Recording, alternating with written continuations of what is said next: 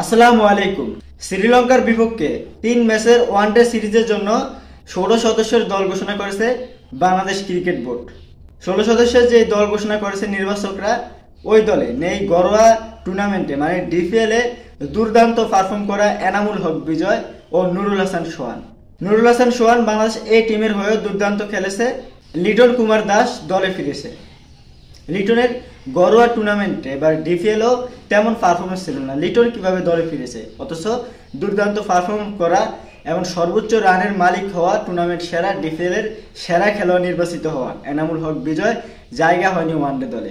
লিটন কুমার দাসের যে পারফর্ম করতে পারেনি, এজন্য দল থেকে বাদ পড়েছেন। চ্যাম্পিয়ন্স ট্রফির দল থেকে বাদ পড়েছেন। ঘরোয়া টুর্নামেন্ট ডিপিএলও পারফর্ম করতে পারেনি, কিন্তু লিটন কুমার দাস ঠিকই ফিরেছেন। ফেরেননি এনামুল হক বিজয়। তাহিদ হৃদয়েরও তেমন কোনো পারফর্ম নেই এবারে ডিপিএলে, কিন্তু তারপরও দলে ঠিকই জায়গা ধরে রেখেছেন তাহিদ হৃদয়। জায়গা হয়নি নুরুল হাসান সোহানের, খেলেছেন ডিপিএল এর দুর্দান্ত। বাংলাদেশ এই দলের হয়ে অসাধারণ পারফর্ম করেছেন নুরুল হাসান সোহান। তারপর কেন জায়গা হয়নি? সৌম্য সরকার বাদ পড়েছেন, আর তার বাদ পড়ার কারণটা তার পারফর্ম। হ্যাঁ, সেটা যুক্তি, কিন্তু নুরুল হাসান সোহান এবং এনামুল হক বিজয় কেন জাতীয় দলের স্কোয়াডে জায়গা হয়নি? কেন 16 সদস্যের স্কোয়াডে জায়গা হয়নি? প্রশ্ন সকল ক্রীড়াপ্রেমীর। নির্বাচকদের এমন খামখেয়ালির কারণেই দলের এই অবস্থা।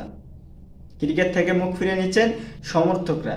ক্রিকেট ধ্বংসের মূল কারণ এরকম বাজে ব্যবস্থাপনা, বাজে সিদ্ধান্ত নেওয়াই হচ্ছে ক্রিকেটের মূল ধ্বংসের কারণ।